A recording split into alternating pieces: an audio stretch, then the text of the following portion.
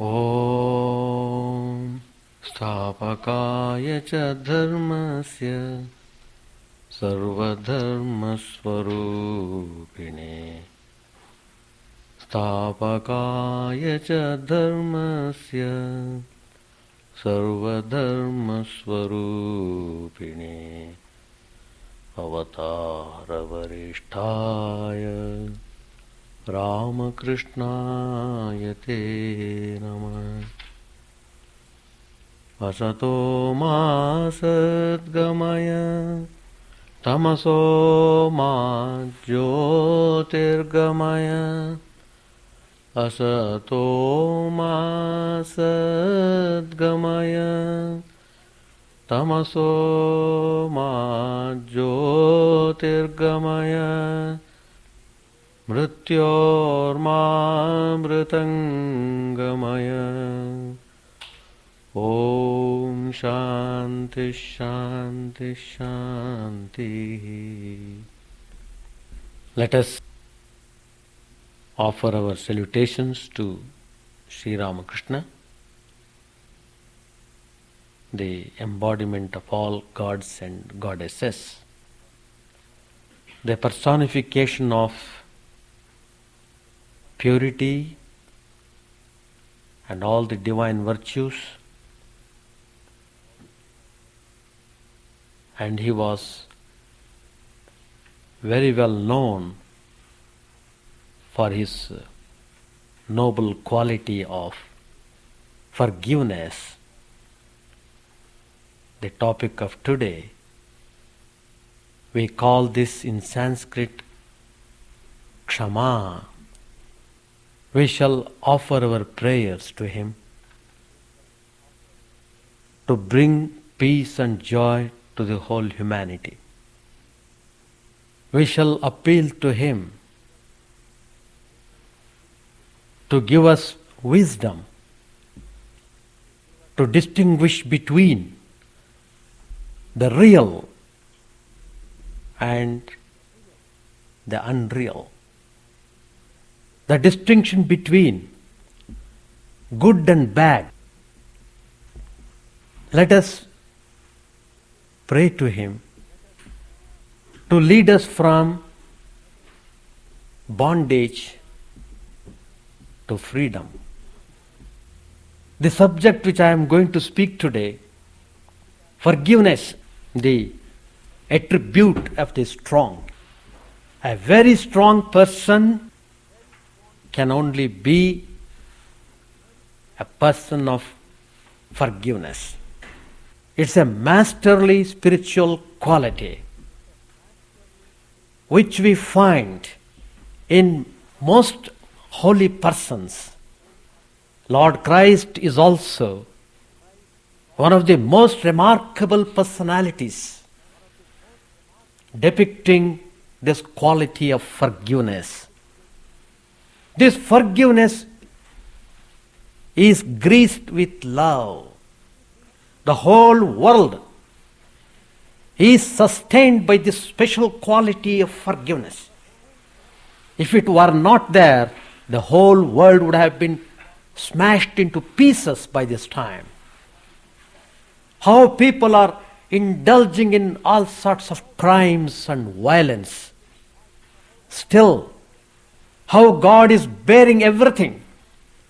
How God is providing opportunity to everyone, even the most wicked one on this earth.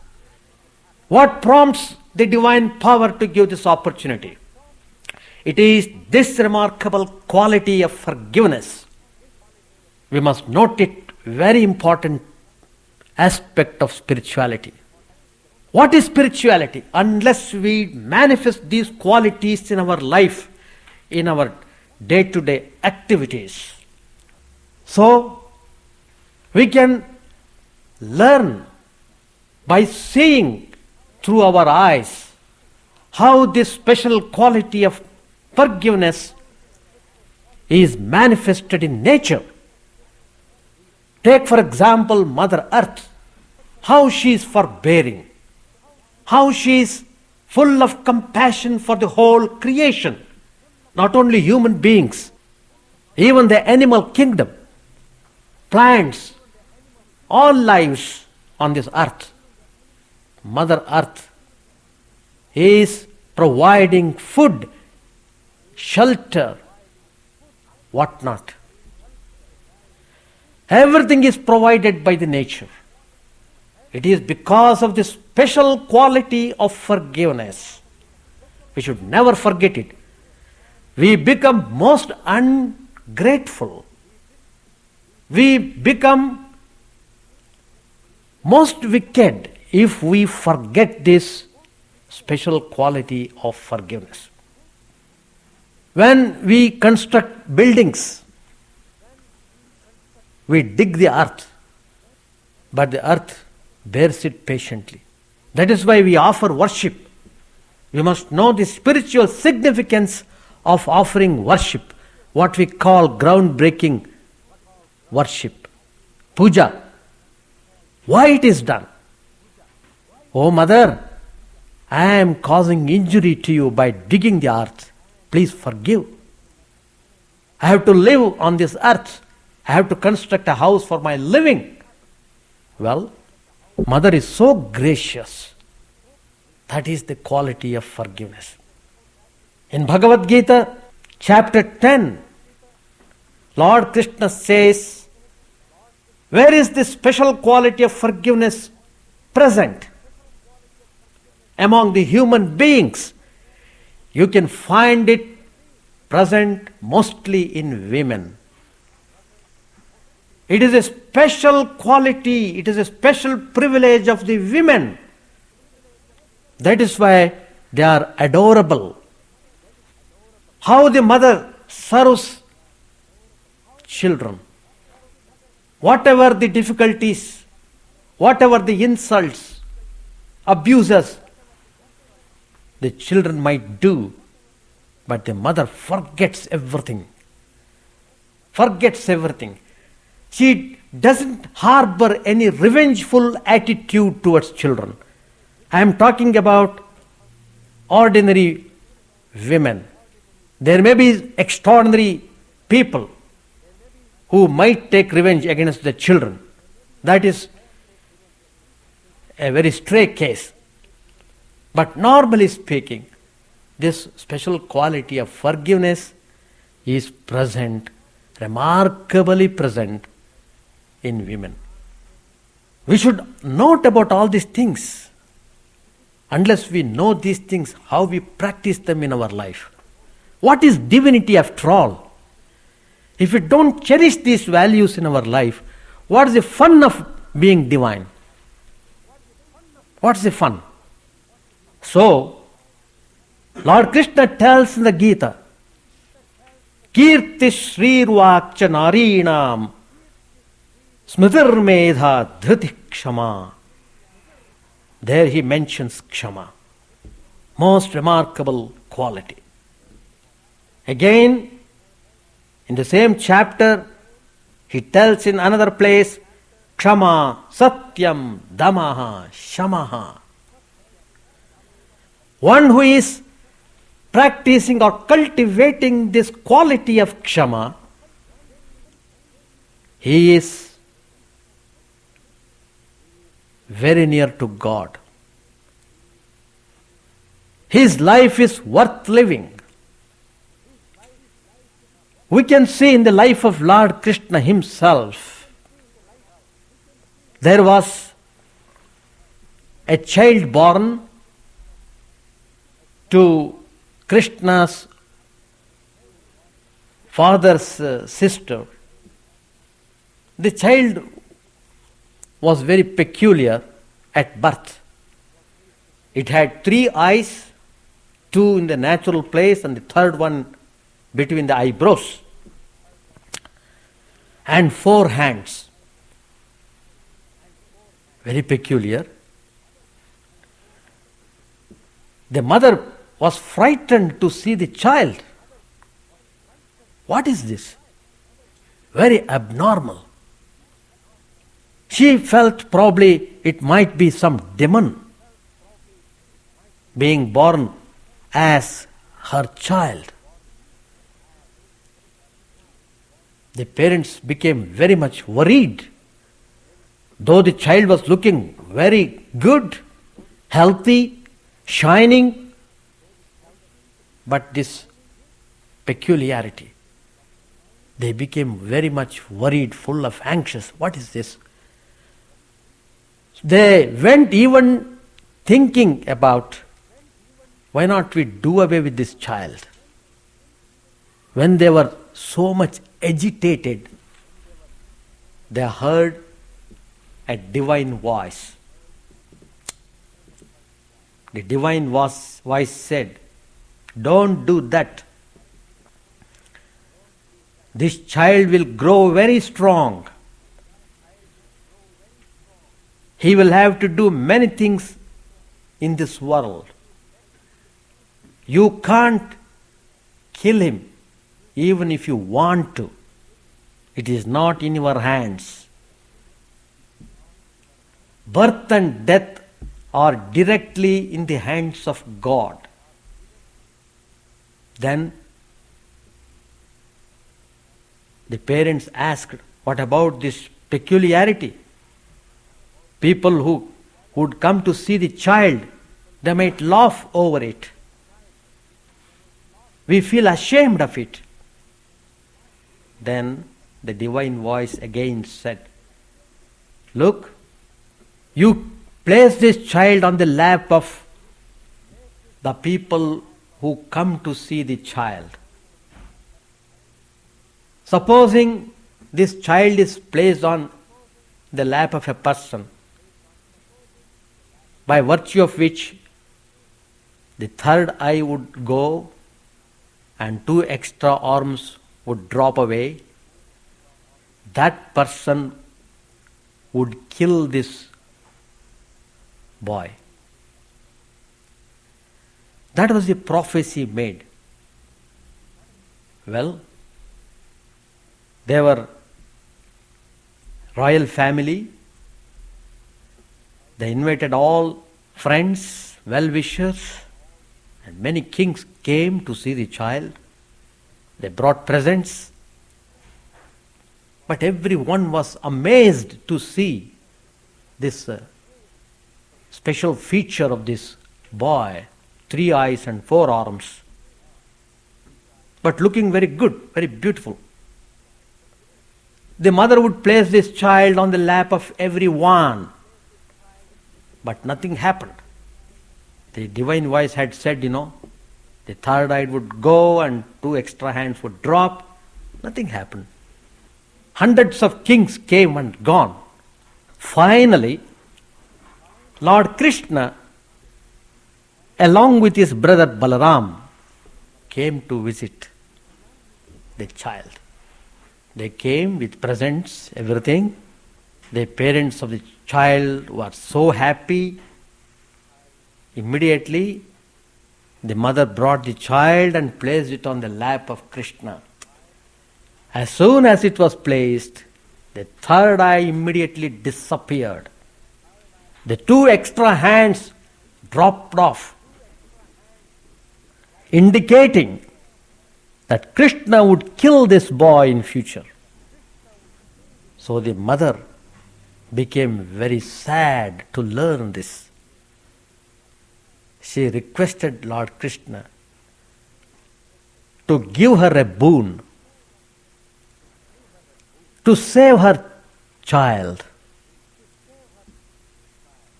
Then Lord Krishna said, good, I will forgive him 100 times.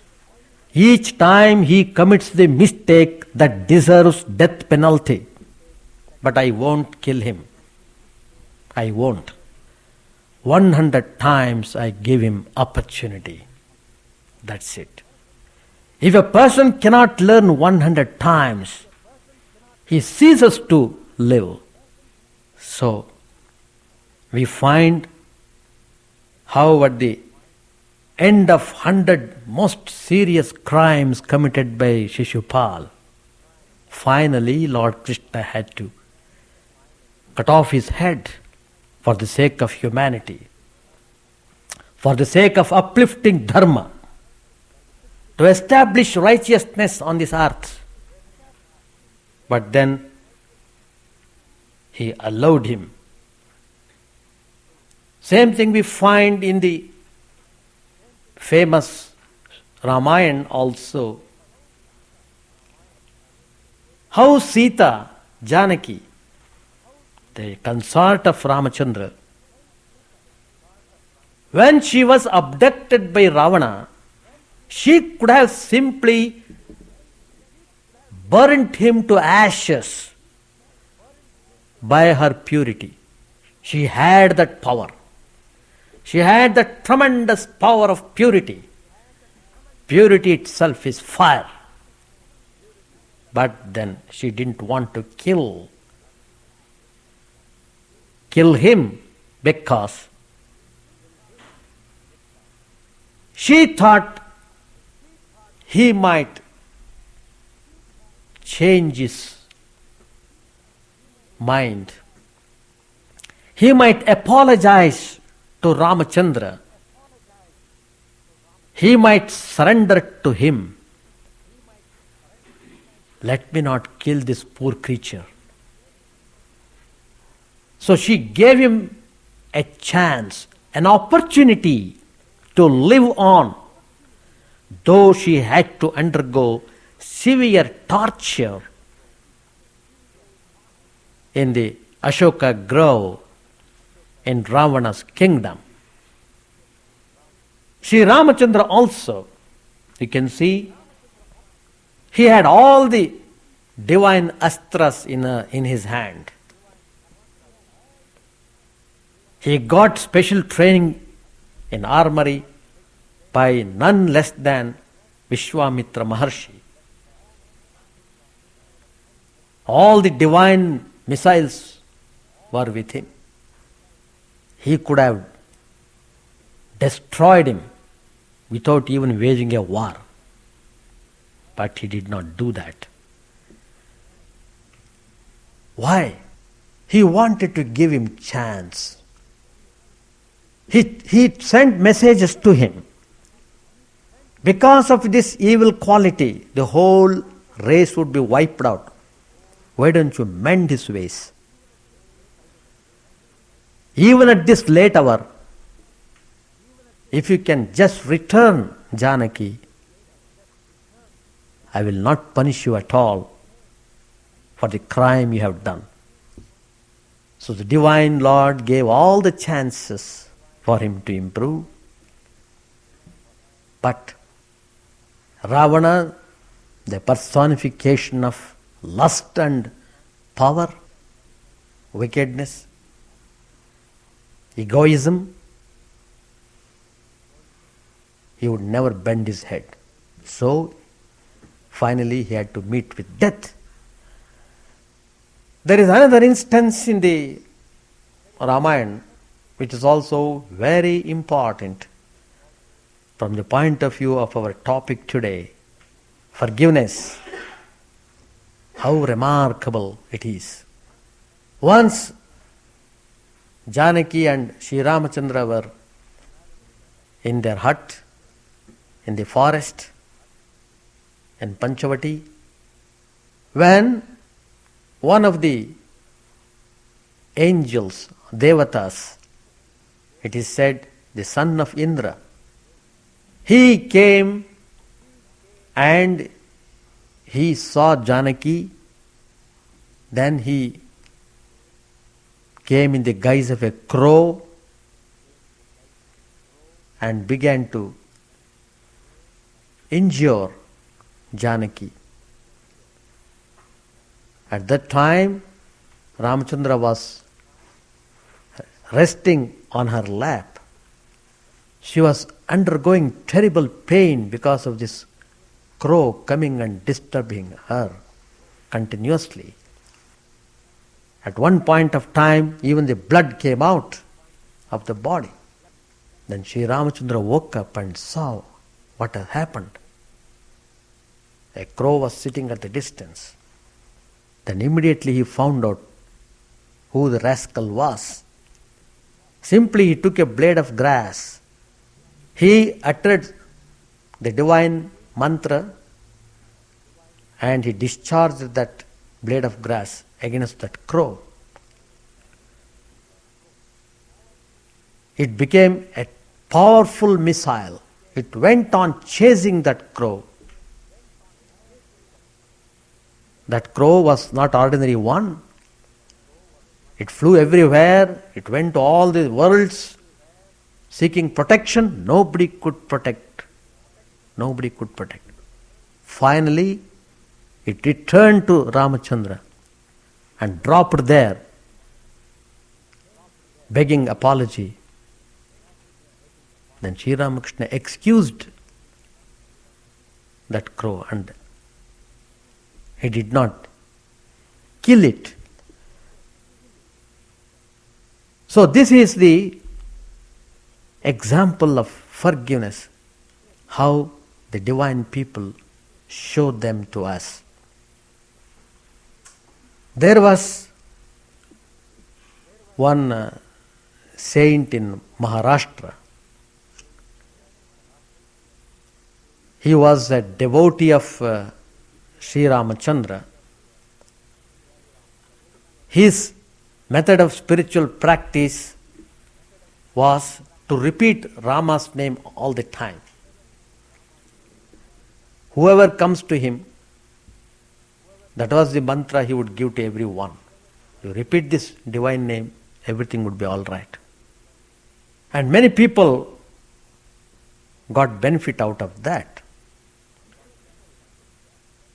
Then there were some people who were jealous of the divine personality. They were jealous of this saint. So, one of the wicked persons wanted to poison this saint. So he invited him to feast. The name of the saint was Brahma Chaitanya Maharaj, a very famous saint who lived in Gondavali in Maharashtra. He accepted the invitation. Then he told one of his attendants, look, that particular man has invited me for feast. But be careful, if he sends the food to be offered to Sri Ramachandra, don't offer them, bury them under the ground. The devotees who heard it, they sensed some danger. Then they asked the master, sir, in spite of this danger, why are you going? Why are you accepting his invitation? The master said, no, I am going because if I don't go, he will be sorry. Anyway, he went at the appointed time and he was served sweets. That fellow had mixed arsenic in the sweets and that was given to this saint. The saint took it. The effect was he had to suffer terribly for 6 hours, burning sensation, extreme thirsty, etc. Then late in the night at 9 o'clock, he wanted to take light meal. Then he told one of his attendants to invite that man who had poisoned him, to invite that man to come and sit by his side and take food. But by that time that man had gone away. He thought he has done his job and probably that saint would not live. Anyway, that man had gone away. Hearing that, Brahma Chaitanya ji remarked, oh poor fellow, he lost the opportunity. I thought of converting his mind to good ways. I thought of leading him towards spiritual path. But poor fellow has lost the chance. See, The saint didn't have any revengeful attitude. If he wanted, he could have done anything for him. But he didn't. On the other hand, he wanted to save him. He wanted to make him good devotee of the Lord. So there are many instances where we find this special quality of Kshama is well manifested. The whole world is sustained because of these qualities. In Complete Works of Vivekananda, Swami Vivekananda gives an instance how this special quality of forgiveness was manifested in a sage. A man who is having this quality is always calm. He is always steady, undisturbed and unshaken under any circumstances. He is completely fearless. All these qualities are included when we say Kshama.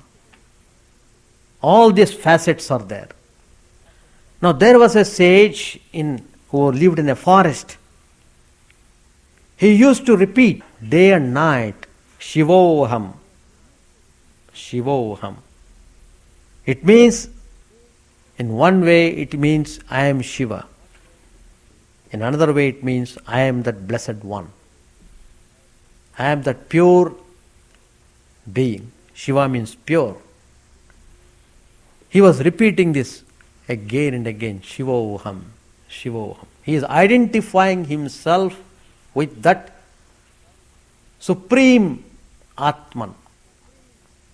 He is identifying himself with the Paramatman. So he is firmly established in that thought. One day, probably a tiger was feeling hungry. It came and dragged him away to kill him. People on the other side of the river, they were watching the scene. They were shocked to see the sight. But then they were amazed. Even at the point of death, that sage was repeating, Shivoham, Shivoham. The face was wonderfully calm, unagitated. This is the quality of Kshama. Swami Vivekananda has spoken of this in one of his talks in volume number 2. You can refer to this. We can take the example of Vivekananda himself. How he was firmly established in Kshama. Do you think it would be possible otherwise? To come to a very distant land like America without penny, without friends, without anybody to help him? Forgiveness was his strength. Purity was his strength. Spirituality was his strength. Tremendous faith and belief in Sri Ramakrishna was his strength. Complete surrendering to the Lord, that was his strength. All these things were possible because he was well established in this special quality of forgiveness. Some people in America, when they came to know Swami Vivekananda had become famous, some of them became very jealous. They want to injure Vivekananda's reputation. And they tried to abuse him, they tried to vilify him. Even they went to the length of tempting him with young ladies. But then what happened? When these ladies came to Vivekananda, They found what remarkable personality he was. They desisted when they found the Swami as simple and pure as a child, let alone America. Even his own countrymen became jealous of his reputation. Amidst all these distractions, Swami Vivekananda kept his equanimity of mind, completely trusting the Divine Spirit. That is Kshama. There is another instance. Vivekananda was on his lecturing tour. During the course of his tour, he addressed many university students. And whenever he would speak, he would make them understand the importance of spirituality. He mentioned in one of his talks that one who had realized the highest would be equanimous under all conditions. He would not be disturbed under any influence, whatever might happen. He is firmly rooted in the special quality of Kshama, the forgiveness. They bear tremendous capacity to bear anything and everything. They don't retaliate, come what may. That's it. Well, when the students heard this, some of the mischievous students wanted to test him. So they invited him to lecture to them. It was a public square of their village. A temporary platform was made on which Swami Vivekananda would stand and give a talk. Swami went there, stood on that temporary platform, and he began the topic. He began to speak about the spiritual values. When he began to speak, he was totally absorbed in the subject. He is fully concentrated in what he wanted to say. Suddenly, there was a deafening noise of shots which went whizzing past his ears. Swami Vivekananda, without any feeling of disturbance, without having any kind of annoyance, he continued his lecture to the end as though nothing was happening. The people were amazed at Swamiji's tremendous calmness. That is Kshama. There is another instance in Swamiji's life. Once a wealthy citizen, he came to Swamiji's lecture. Swami Vivekananda was talking about yoga. After hearing the talk, this particular man challenged him to demonstrate what he said. Swamiji was a person who had direct experience of all these yogas. It was not simply he was talking, he was a man of realization. What he talked, he meant actually by it. So, this man challenged Vivekananda. Well, if all this which you say be true, can you tell me what is my mental makeup?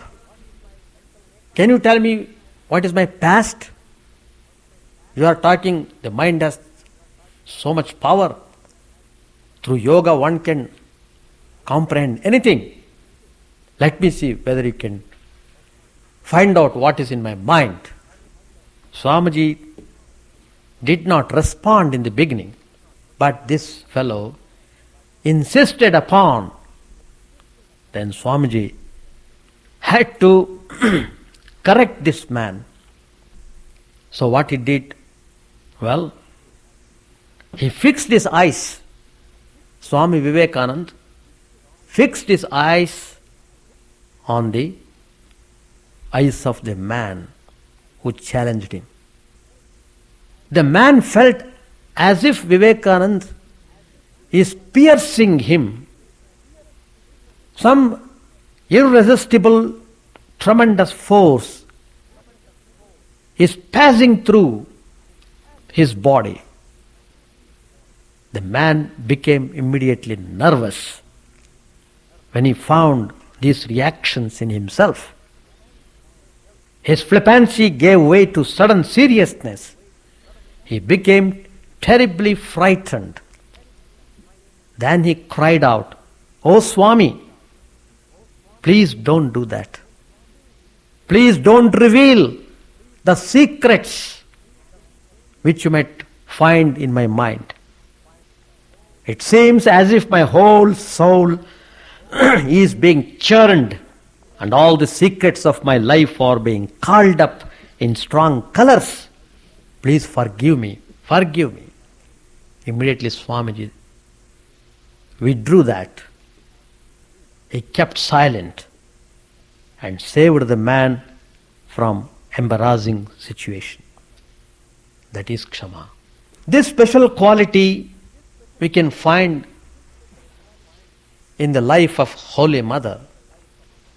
I have already mentioned this Kshama is specially manifest in the women, more so in the holy personages. Once Holy Mother, referring to herself, said, "See, I have come in this body. The soul is embodied. Embodiment limits the power of the spirit. Anyway, this body will one day surely perish. Let it go now, if it must. But let me try to help a person who is going astray. Let me lead the people into spiritual path. Let me give them initiation. Let me make them understand the tremendous power of the divine name." Holy Mother began to give initiation to all people, whomsoever it may be, that might come to her. She would give initiation,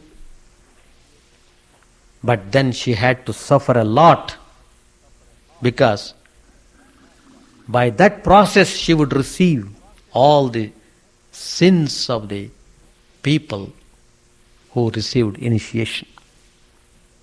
So, why she had to suffer? Though she did not commit any sinful act, it is because of her remarkable quality of forgiveness, tremendous forbearance. She would suffer for the sake of the others. The personification of love and kindness, she would take upon herself the iniquities of her disciples. Once the mother remarked, during one of the Durga Pujas, Holy Mother was at Belur Mutt. Many devotees would come to offer their salutations to her. But they would not simply make salutations from a distance. They would come and touch her feet, then only they would be satisfied. But Mother would feel burning sensation in the legs. Somebody asked her why she is pouring Ganges water on her legs so frequently. Mother replied, "When some persons touch my feet, I feel as if my body has been set on fire. Ganges water refreshes me a little." But the mother did not prevent anyone, even though it caused her suffering. That is the quality of forgiveness. Once an elderly man, he forcefully touched Holy Mother's feet. On account of that, she got an excruciating pain in her feet and her stomach. She could not get rid of that burning for a long time. There is one more instance, most remarkable instance, where we find the special quality of Holy Mother. You know, there was one Radhi, that is Holy Mother's brother Abhaya, Abhaya's daughter was Radhi. She used to live with Holy Mother. She used to give lot of trouble. Anyway, once she in a very angry mood, this Radhi threw a big eggplant at Holy Mother with a great force. It struck her hard. As a result, Mother suffered severe pain. Then she looked at Master's photo, Sri Ramakrishna's photo. Holy Mother is praying for the sake of this Radhi. She said, "Oh Lord, please forgive Radhi's this senseless act." Then she said to Radhi, she said, "Radhi, Sri Ramakrishna himself never hurt me even with a rude word. And you torture me so much.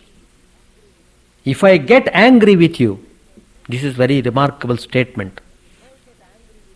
"If I get angry with you, there will be no one in the three worlds to give you shelter." Then, looking at Sri Ramakrishna's photo, Holy Mother said, "Oh Master, please do not be offended with her. Do not be offended with her." That is how we find this special quality of forgiveness, specially manifested in Holy Mother. There are many, many instances. Once it so happened, a servant did something wrong in Belur Mutt. He stole something. So he was asked to go away. Swami Vivekananda was there at that time, but that poor fellow was a family man. He had wife and children. It was very difficult for him. Where would he go? Then he came running to Holy Mother. Mother came to know everything. Then Premanand, one of the direct disciples of Sri Ramakrishna, came from Belur Mutt to see Holy Mother. In the meantime, Holy Mother kept that servant in her own place. "You be here, I will make some arrangement for you." When Premananda came, she said, "Look here, the man whom he has asked to go away is very poor. He is very poor. World is full of misery. You are monks who realize very little of it. Take him back." When Swami Vivekananda heard this, he never said anything. When Mother has said, then that is the final. When Premananda came to Belur Mutt, Swami Vivekananda bursts out, "Look at Baburam's thoughtlessness. He has brought that fellow again." Swami Premananda then explained everything. When Swami Vivekananda came to know that Holy Mother has given instructions to take that servant back, Swami Vivekananda kept silent. So there are many, many instances to show that what a remarkable quality this forgiveness is. What is this householder's life? It is very important for all the people who live a family life to cultivate this habit of forgiveness. It is because you are lacking in this quality, we find lot of tension and friction between husband and wife, between parents and children. There is disharmony in the house. Why? Because we have forgotten this glorious nature of forgiveness. If the parents do not cultivate that habit of forgiveness, how can you expect the children would cultivate the values in life?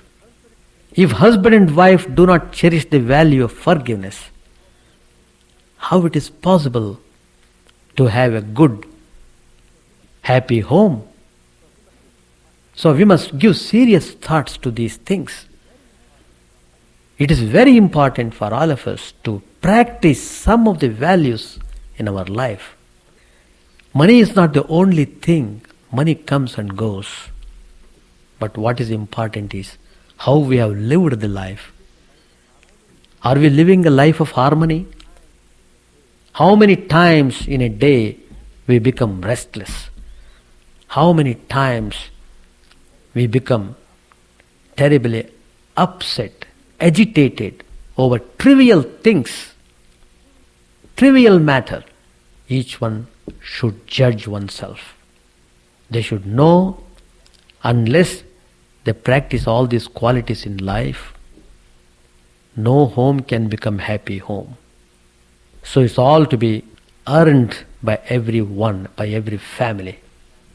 Let each family become ideal in that respect. Holy Mother, Sri Ramakrishna, Lord Christ, they are all examples to show how to maintain our life based on spirituality.